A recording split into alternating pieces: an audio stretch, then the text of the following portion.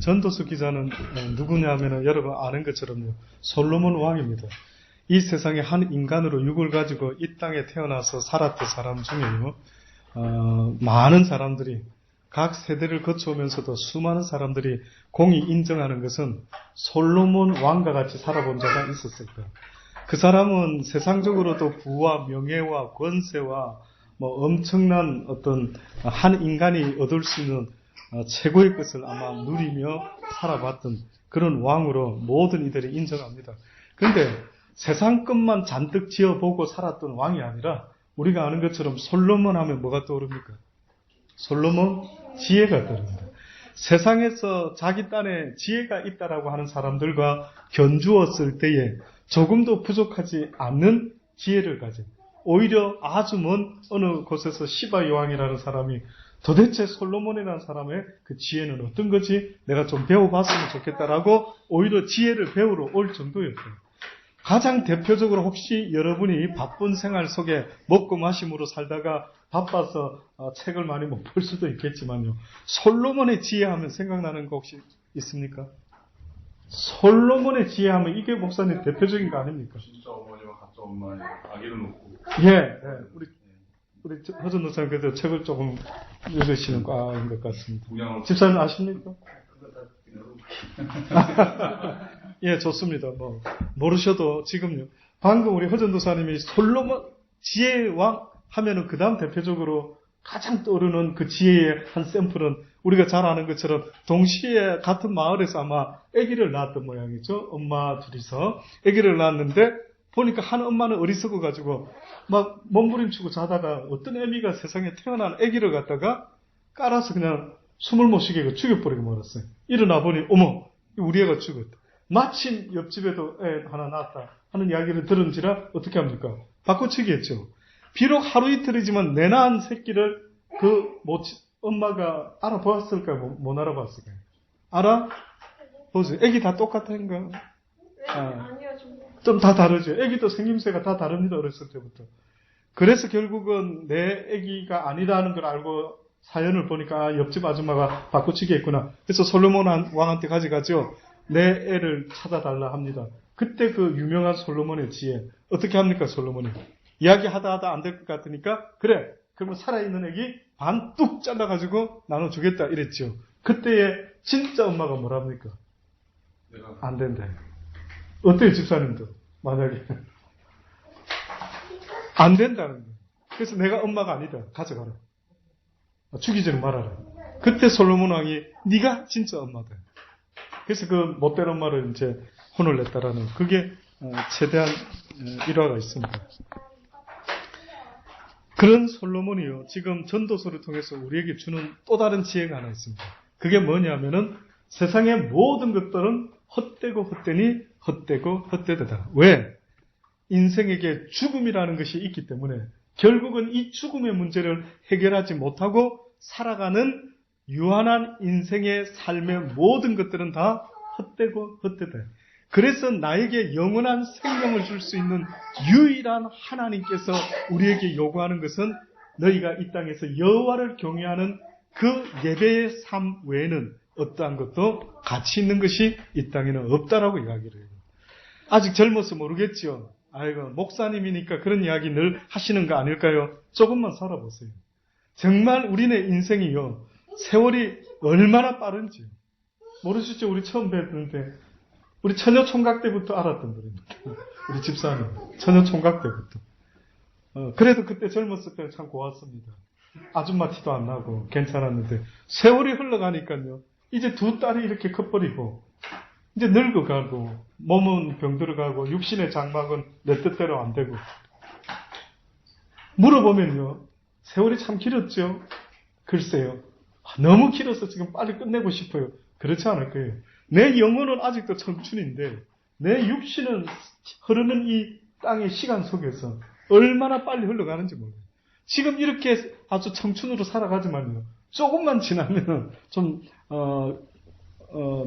부담스러운 이야기가 될 수 있지만은 아직 청춘인데 조금만 살아보면은 그때 그 목사님이 왜 그런 이야기 하셨는가 아마 100% 동감을 할 겁니다. 세월이 얼마나 빠른 가운데 늙어가고 약해지고 결국은 죽음으로 끝난다 할 때 이 솔로몬이 우리에게 말하는 것은 자, 지혜 있는 자는 들으라.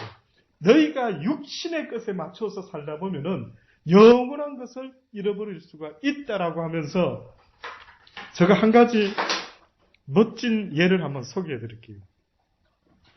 파울로 코엘료라고 하는 소설가가 쓴 혹시 제목 들어보셨을 거예요.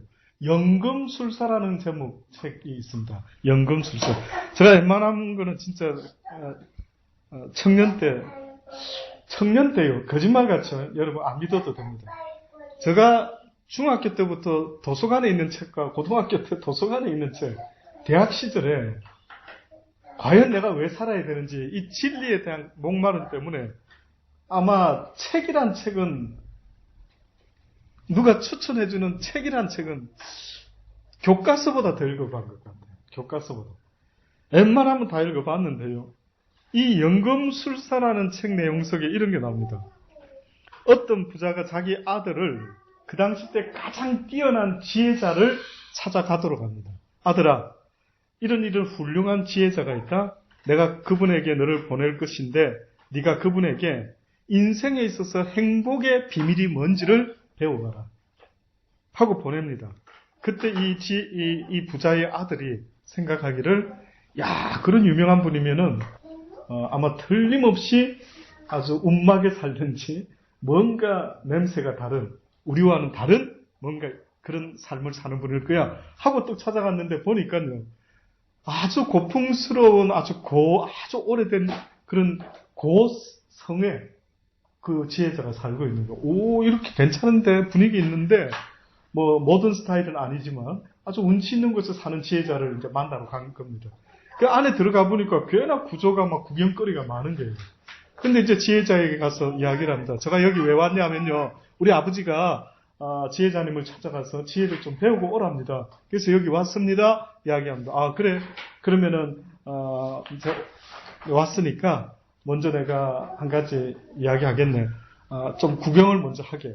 그 대신 조건 하나 있는데, 여기 스푼에다가 기름을 두 방울을 딱 떨어뜨려 줍니다. 그 수저에다 담아주면서 하는 말이, 자, 이걸 쥐고, 이 기름을 쏟지 말고, 뭐, 조금 구경하고 오게. 이렇게 이야기합니다. 그래서 그 아들이, 예. 쏟지 말라니까 조심조심 하면서 구경을 하려고 애를 썼습니다. 나름대로 이게 신경이 쓰여가지고요.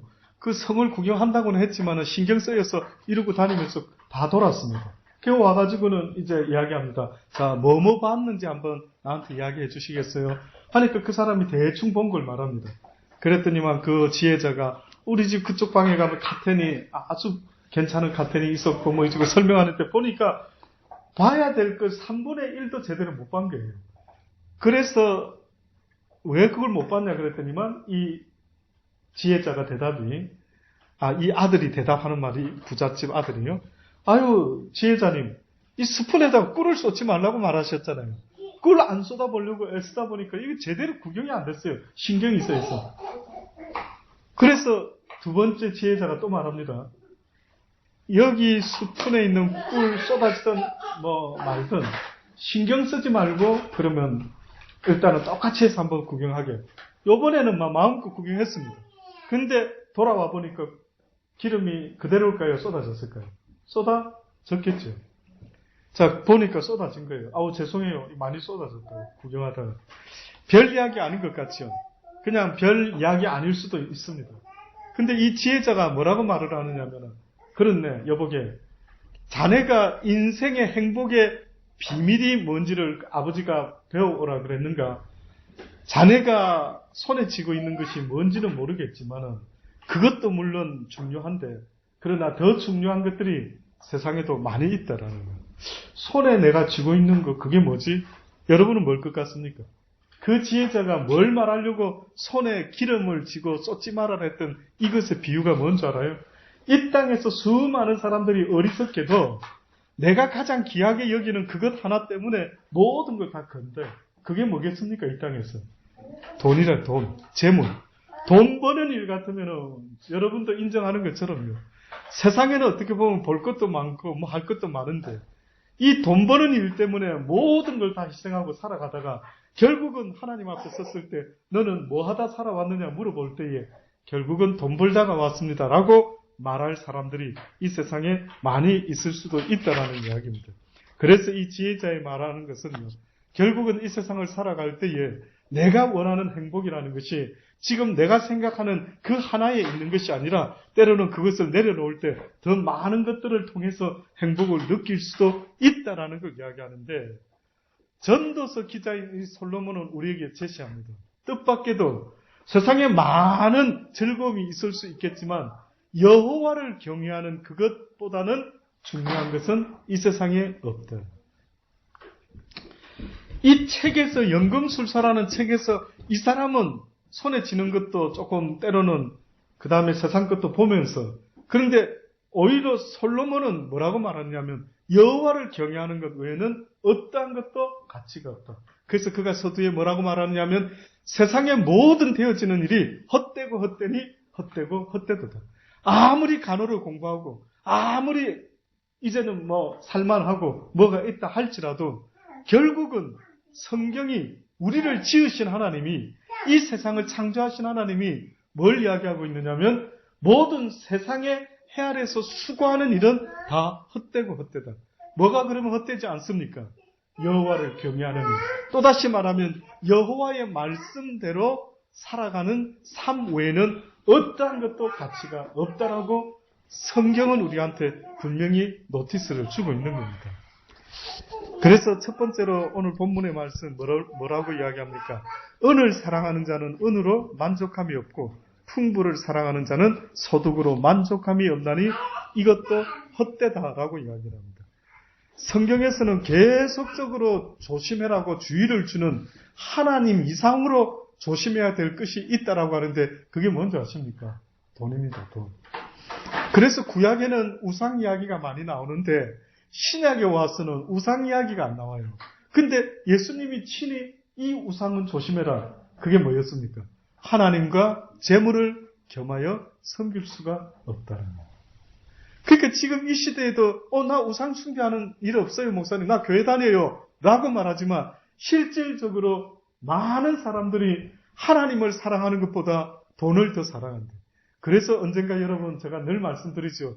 나를 움직이게 하는 게 뭔지 봐라. 새벽에 누가 전화 왔습니다. 양호 집사님 새벽 기도 가요. 나 너무 오늘은 피곤해서 내일 갈게요.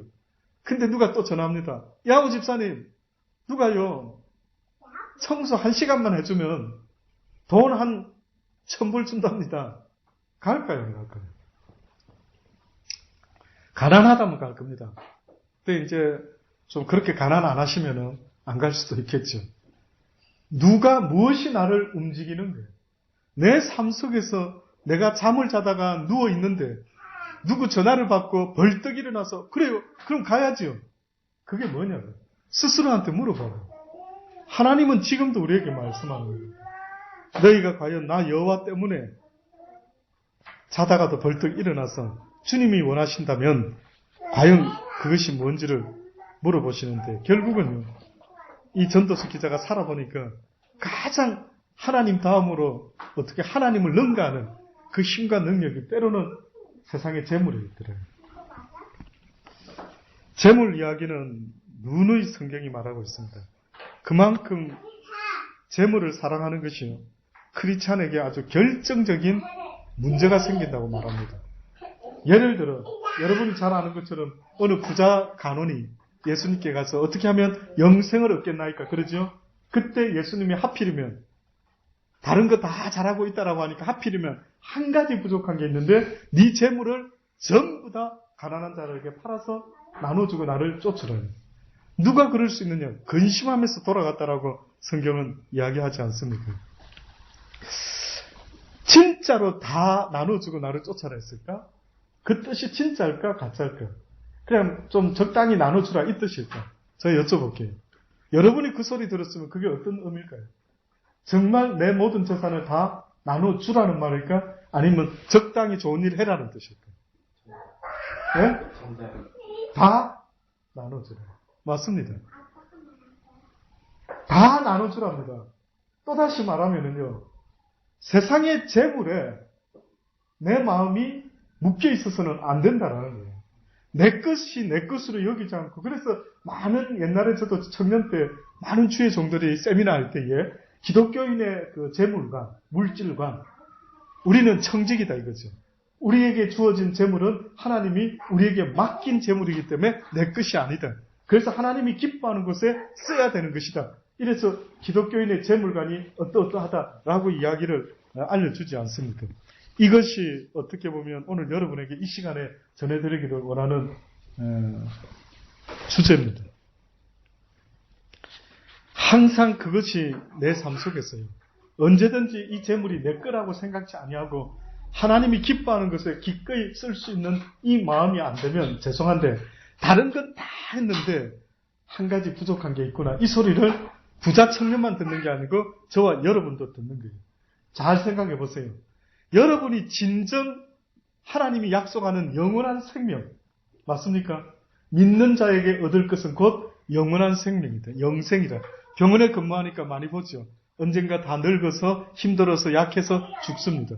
내 육신의 엄마도 내 육신의 아빠도 내가 아는 유홍호 목사도 그 누구도 언젠가 시간이 가면 늙어서 죽는 거예요. 그렇죠? 과연 하나님이 우리에게 이 땅에 너희들을 허락한 것은 영원한 생명을 얻게 하기 위하여 이 땅에 잠깐 그 영생을 사모할 수 있는 마음을 우리에게 가르쳐주기 위해서 이 세상을 허락했다는 사실을 잊지 마세요. 이 세상에 유한한 것들은 영원한 것의 그림자다. 내가 만약에 역설적이지만 어둠을 경험하지 못하면 빛이 무슨 의미인지 이해할 수가 없다.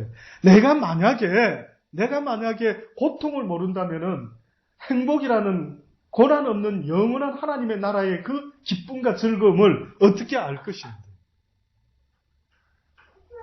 뜻밖에도 하나님은 돌아온 탕자 이야기 속에서 둘째 아들은 세상의 고난을 겪어보고 죄를 지어보고 그래서 아버지 앞에 왔을 때 용서받았을 때 그는 기쁨이 갑절로 넘쳤죠.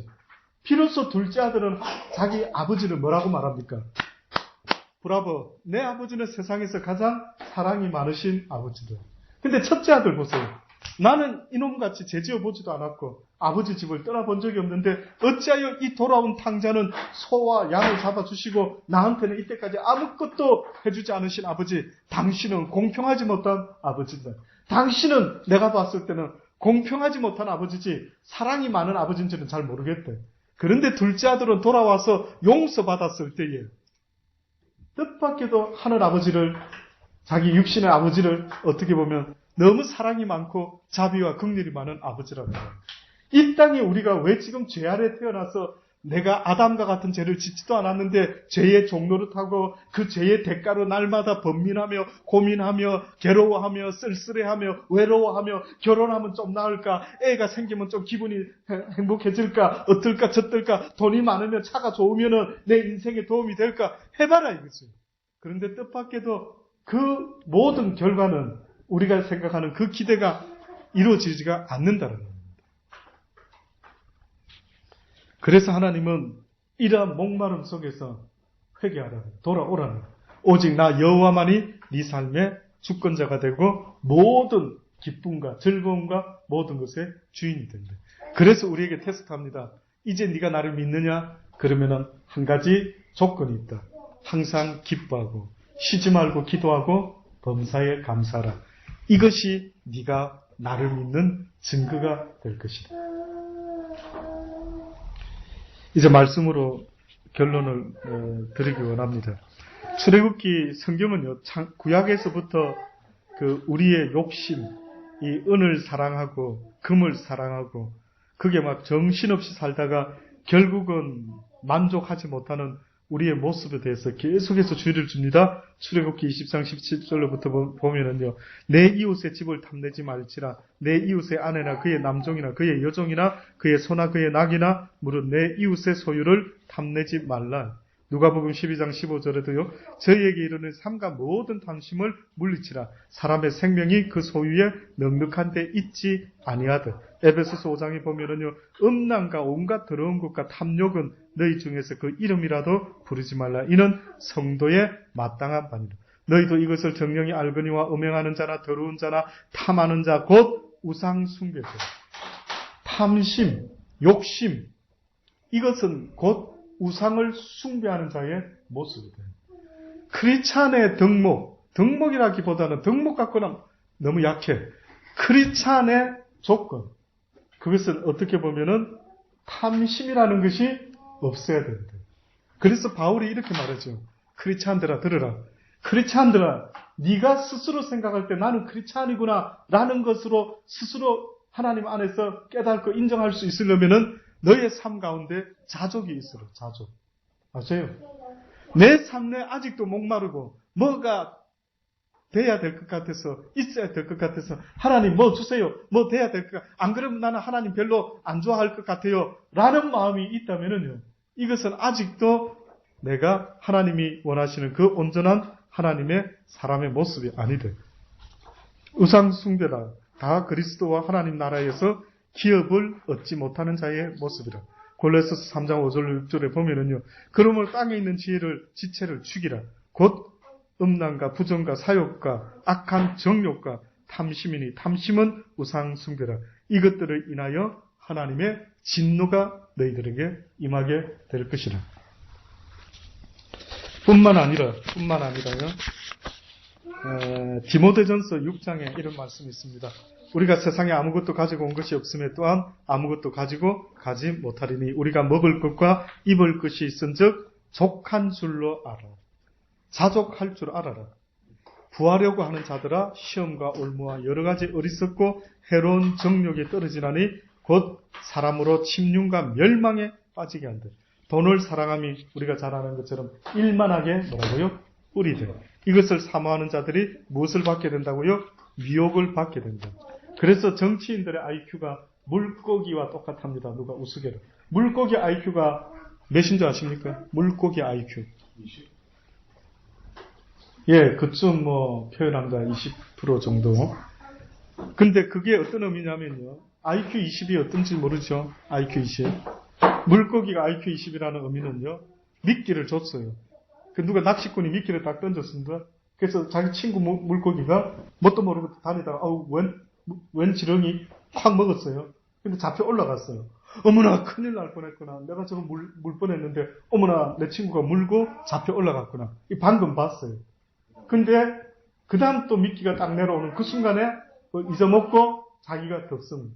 이게 물고기의 IQ. 근데 어떤 분이 물고기의 IQ가 누구의 IQ라고 말하는 줄 압니까? 정치인의 IQ도.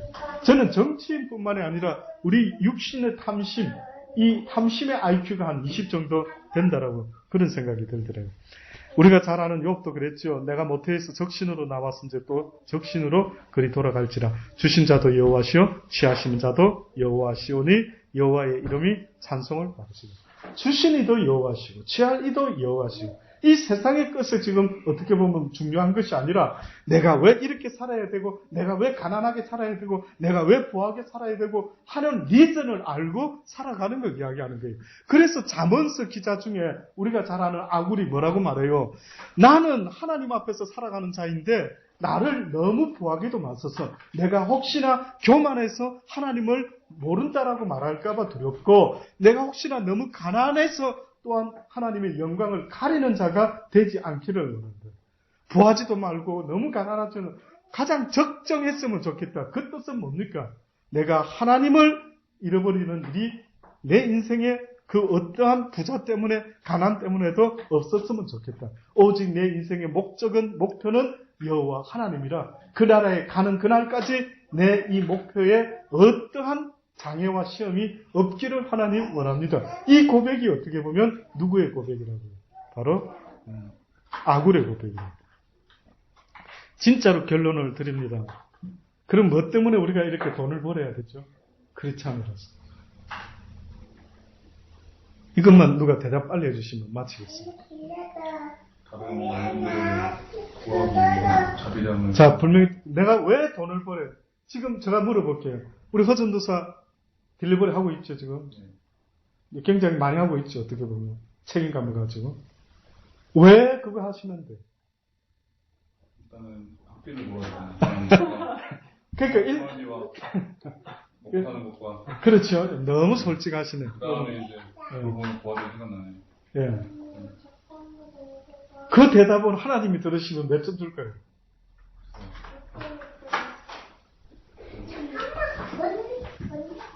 미처 그까지는 생각. 집사님 어떤 생각이 있으세요? 네, 다 비슷한 입장이죠. 근데 성경에 이런 이야기 있다면 깜짝 놀랄 겁니다. 아니 그런 구절이 있었습니까? 아마 이를 저한테 짜장면 한 그릇 사셔야 될 겁니다. 에베소서 4장 28절로 보면은요. 도덕질하는 자는 다시 도덕질하지 말고 돌이켜서 빈궁한 자에게 구제할 것이 있기 위하여 제 손으로 수고하여 선한 일을 하라. 근데 제가 한번 해석해 드릴게요. 여기 도덕질하는 자는 다시 도덕질하지 말라. 두 종류의 도덕질이 있어요. 지금 우리가 생각하는 나머지 도덕질애가 자기 잘 먹고 살 거라고 도덕질하는 자를 말합니다. 첫째는 쉽게 말하면 나를 위해서라면 다른 사람이 어떤 힘든 일이 되어도 내가 잘 먹고 잘 살 수만 있다면은 무슨 짓을 했으라도 돈을 버는 인간. 그게 아무리 사업이 성공되고 누가 알아준다 하더라도 하나님 앞에서 그는 도덕질하는 자들. 명심하십시오. 최소한 도덕질을 하지 마시고. 또 다른 도덕질이 성경에 나옵니다. 그게 뭐냐면 하나님의 것을 하나님께 돌리지 않고 떼먹는 도덕질이 있습니다. 그게 뭐라고 성경 말합니까? 말라기서를 통해서 10의 1절을 말합니다. 10의 1절. 이 두 도적이 성경에 있는데 그 두 도적의 공통 분모는 전부 다가 자기를 위해서입니다. 전부 다가 자기를 위해서. 그런데 주님이 네가 이제는 그런 도둑질 하지 말고 오히려 돈을 어떻게 쓸지를 생각하고 네 손으로 수고해서 애를 써서 좋은 일을 하기 원하는데 보니까 뭐라고요? 선한 일을 위하여 빈궁한 자에게 구제할 것이 있기 위하여 네 손으로 수고를 해라. 이게 성경에 있어요. 그러니까 크리스찬들이 돈을 버는 이유를 물어보면은요. 구제하고 어려운 자를 돕기 위해서. 왜 돈 버십니까? 지금 충분한데 더 벌어야 될 이유가 뭡니까? 라고 물어본다면은 가난하고 힘들고 어려운 그들에게 하나님의 복음을 전하기 위한 선한 일을 위하여 그 일을 해요. 또다시 말하면요. 하나님, 저 사람이 너무 가난해서 주일날 교회를 못 옵니다. 어떻게 하든 도와주고 싶어요. 어떻게 하지요? 라고 하는 그 마음 때문에 하나님은 그들에게 선한 일을 행하라는 것입니다. 다시 말하면 그들에게 하나님을 전해주고 또 그 힘듦과 어려움을 도움을 통해서 그리스도의 사랑을 전해줄 수 있게 되기를 바랍니다. 사랑하는 여러분, 기회가 있을 때에 여러분에게 맡긴 돈이 내 능력으로 버는 것 같지만 목적은 하나님은 딱 하나밖에 없습니다. 네 믿음으로 그 물질을 가지고 가난한 이들을 위하여 어떻게 사용할지를 내가 가르쳐준 대로 행하라. 그게 바로 하나님이 지금도 우리에게 말씀하고 있는 거예요. 저 역시도 연단받은 적이 있습니다. 다 자세히 말씀드리기는 지금 시간이 그렇지만요. 결국 그것이 파스하고 나니까 물질이 새지가 않더라고요. 그전에는요. 아껴보려고 애들 학원도 보내야 되고 어쩌고 아버지 이런 이유가 저런 이유가 있었는데 뻥뻥뻥 딱지 떼고 교통사고 나고 돈이 막 계속 흘러나가는 거죠. 그때 제가 크게 깨달은 게 뭐냐면 불의한 종이 어느 날 주인이 이제 맡기고 간 모든 직무에서 색 시키겠다니까 이 불의한 종이 갑자기 깨달아가지고 아시죠? 막 주인에게 빚진 사람을 불러가지고 야, 너 얼마 빚졌어? 1000불, 500불로 써. 너 얼마 빚졌어? 500불, 250으로 써. 기마일을 막 했습니다. 선한 일을 막 해버렸어요. 이랬더니만 그 주인이 와서 보고는 뭐랍니까? 이 못된 놈 이러지 않고 와우, 이 세상의 아들이 하나님의 아들보다 더 지혜롭게 행하는 것을 봤다. 무엇을 보고 하나님은 그를 지혜롭다고 말하는 줄 알아요? 나에게 찬스가 있을 때, 나에게 이 물질을 쓸 수 있는 아주 실제 내 거는 아닌데도 찬스가 있었을 때 선한 일을 함으로 그들의 마음속에 와 고마워라 이런 고마울 때가 이 별것도 아닌 것 같은 이것을 나타냈을 때 사람들에게 지혜로운 일을 행했다라고 그렇게 합니다. 사랑하는 여러분, 한 방이면 여러분의 생명도 끝내서 네가 싸우는 것이 네 것이 되겠느냐? 한 방으로 불어버리면은 그 모든 재물로 그때 내가 좋은 일에 좀 써먹을 거야.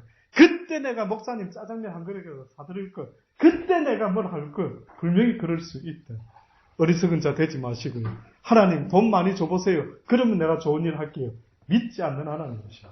네 가진 것으로 먼저 나누어라. 베풀어라. 기도하시겠습니다. 아버지 감사합니다. 헛되고 헛된 세상에 수많은 사람이 여호와께 오히려 미치지 못하고 세상의 물질에 미쳐서 우리의 생명까지 걸 때가 얼마나 많은지 모릅니다.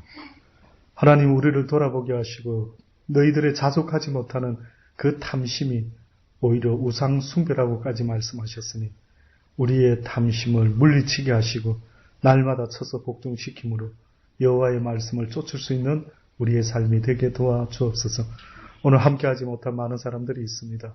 아버지 홍콩에 가 계시고 또 한국에 가 계시고 또 이런저런 여러 가지 이유로 함께하지는 못했지만은 그러나 아버지 하나님 그들에게도 같은 은혜를 베풀어 주시고 아직도 하나님을 알지 못하는 그래서 그냥 교회만 열심히 다니는 그들에게까지도 하나님의 복음이 증거될 수 있도록 전도의 문을 열어 주옵소서. 여기 모인 당신의 귀한 자녀들이 그 전도자들이 되어서 하나님의 뜻을 온 땅에 증거할 수 있는 하나님의 종들 삼아 주옵소서. 오늘 주신 말씀 붙잡고요. 우리 잠깐 통성으로 한 2, 3분간 기도하는 시간 되기를 바랍니다. 기도하십니다.